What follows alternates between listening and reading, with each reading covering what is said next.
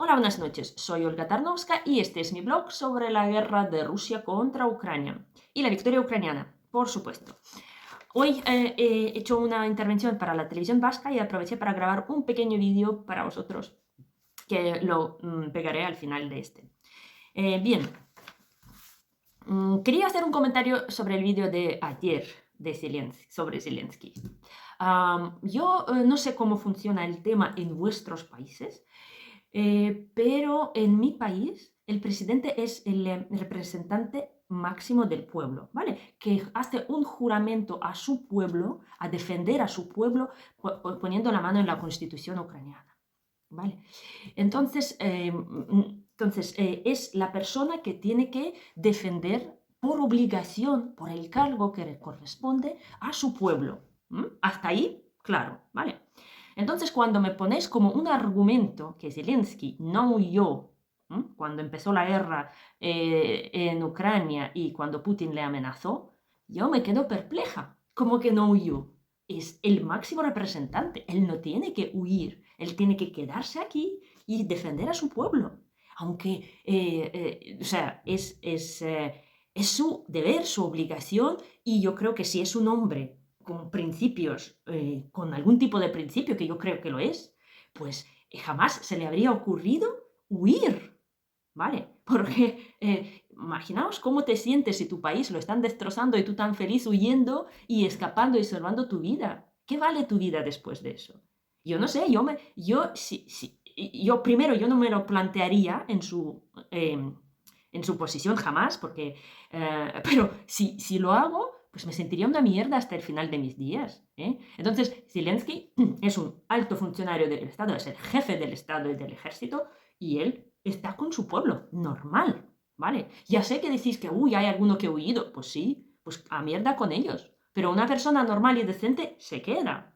Como nos hemos quedado millones a defender a nuestro país sin ser presidentes, sin recibir por esto un salario y dejando nuestra vida al descubierto, porque el presidente, con mucho respeto, está en su búnker, muy bien protegido, incluso contra, ¿cómo se llama esto? El golpe nuclear, contra bombardeos nucleares, rodeado por fuerzas especiales y en un recinto bastante bien cuidado, a diferencia de la gente que está en las trincheras, exponiendo su vida al peligro, ¿vale? Al peligro a diario, a cada segundo.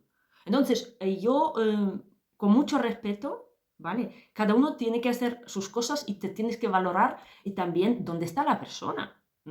Bien, cerrando el tema. Sí, a mí me parece muy bien que os guste mi presidente, nuestro presidente, que yo no lo elegí, y lo repito. Bien, hoy ha pasado una cosa muy importante en la Asamblea Parlamentaria de la OTAN, ¿vale? Que al final los 30 miembros, incluido Hungría, que Hungría siempre está fastidiando, votaron por el reconocimiento de Rusia como país terrorista.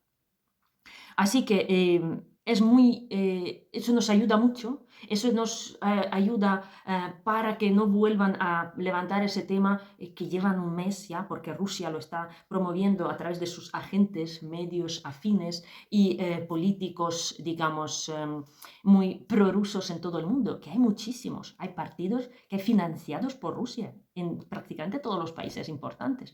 Entonces, esa gente, claro, empieza a hacer, nosotros decimos, los eventos activos, se activan para promover las propagandas y las necesidades rusas en todas partes. Entonces, claro, de repente nos encontramos en que todos bombardean al gobierno ucraniano y a Zelensky en particular con esto.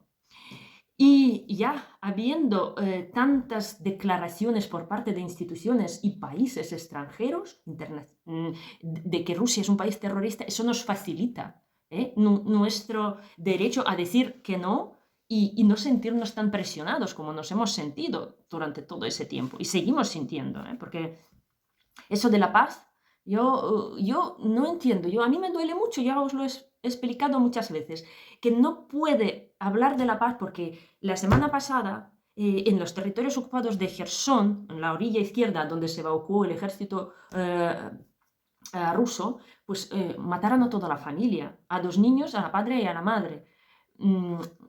Entonces fueron a violar a la madre, el padre intentó defenderla, los mataron a los dos y mataron a 2 niños. Y los encontró su abuela, a toda la familia masacrada. Y entonces, y eso es lo que pasa en los territorios ocupados. ¿Vale? Y una niña de 4 años violada la semana pasada y otra de 12 violada por 10 soldados rusos. Entonces yo cuando recibo esas noticias digo, Dios mío, ¿cómo la gente puede abrir la boca y hablar de negociar con esto?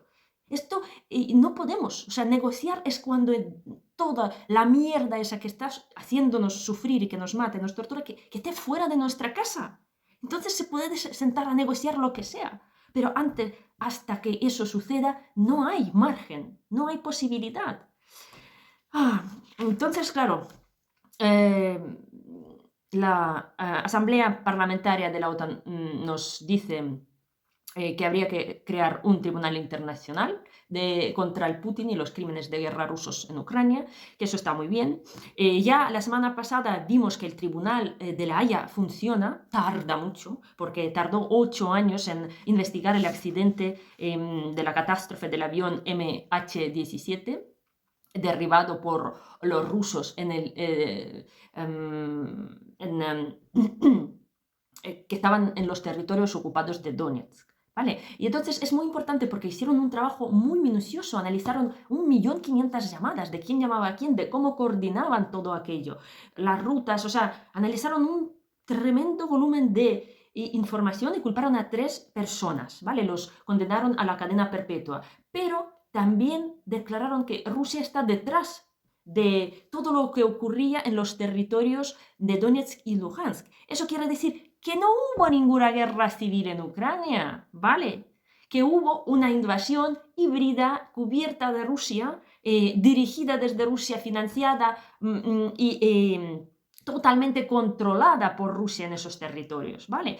Y como yo he dicho, ya descubriremos crímenes y crímenes cometidos, no todos, porque seguramente en esos 8 años han podido esconder o liquidar todas las evidencias de los crímenes, pero la Cruz Roja estima que hay de 3 a 6.000 personas enterradas en las fosas comunes en esos territorios.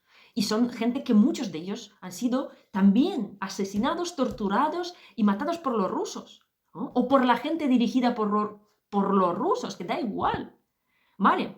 Así que eso es muy importante y es un precedente que nos facilitará los futuros juicios. Ya estamos con más de 20.000 casos documentados de crímenes de guerra de Rusia contra Ucrania. Es porque, claro, cada vez que entramos en un territorio empezamos a recoger evidencias y documentarlo todo. Por eso solamente se puede hacer en los territorios liberados. Y algunos crímenes, como el de la señora que llamó a la policía ucraniana, que está en Gerson, de la orilla derecha de la ciudad, y ella está a unas cuantas decenas de kilómetros de ahí. Entonces llama y avisa. Y eso es lo que tenemos que tener en cuenta. Entonces, Europa tiene que también pensar en cómo prevenirlo, cómo ayudar a prevenir esas cosas, porque pedimos que nos cierren el cielo desde el primer día de la guerra y solo ahora nos empiezan a dar sistemas antiaéreos y solo ahora, por ejemplo, Alemania propone a Polonia instalar en su frontera con Ucrania los sistemas antiaéreos Patriot, a buenas horas, 9 meses de guerra, 270 días de guerra hoy, ¿vale? Y son 4.700 misiles que nos lanzaron los rusos en todo ese tiempo. Y si hubiéramos puesto los sistemas, esos misiles, pues alguno habría llegado, pero la mayor parte se habría derribado, se habría salvado la vida y todo el país ucraniano. Entonces, es muy importante concienciar a todos, todo el mundo. Hoy, por ejemplo, ayer, los rusos bombardearon otra vez la central nuclear de Zaporizhia, 12 misiles. ¿Y qué vas a decir? ¿Vale? ¿Cómo vas a negociar con esto? Mientras tanto, hay algunas noticias así que Rusia se prepara para un complot. Están reforzando todos los servicios de seguridad de Putin y de los altos funcionarios rusos. No sé qué pasará ahí. En Ucrania ya empieza el frío y de entre 2 a 3 millones de ucranianos pueden dejar sus casas para este invierno para sobrevivir las temperaturas altas, y tal vez muchos volverán a salir al extranjero. ¿Qué más? Creo que hay algún conflicto pequeñito entre Rusia y Turquía, porque hubo dos, ¿os acordáis? Hubo dos actos terroristas en Turquía la semana pasada, que yo he dicho que probablemente tendrán la cola rusa, y ahora Turquía declara que Rusia no cumple con sus obligaciones en Siria y se va a encargar Erdogan a resolverlas. Así que puede ser que dentro de poco habrá una frente, una segunda frente contra Rusia entre China y los Estados Unidos, o algún otro país que decida apoyar eso para acelerar el final de la guerra en Ucrania y nuestra victoria inminente. ¿Venceremos? Vale. Hola, buenos días. Estoy aquí en el centro de mi pueblo, me han contado la luz, y aquí hay un punto permanente de calentamiento, ¿vale? Lo montan en todos los pueblos donde se puede, para que la gente que no tiene calefacción, no tiene luz o internet en su casa pueda bajar, pueda recibir atención médica, ¿no? Veis una ambulancia, y entrar en calor y quedarse allí en esa tienda pues el tiempo que necesite. Y pues por supuesto en mi pueblo ahora cortan la luz, pero la cortan, yo qué sé, varias horas. Pero imaginaos una situación cuando se nos cortó por 3 días, y estando las temperaturas como hoy, pues mucha gente a lo mejor bajaría a pues recargar el teléfono y estar en calor durante un tiempecito. Así que nada.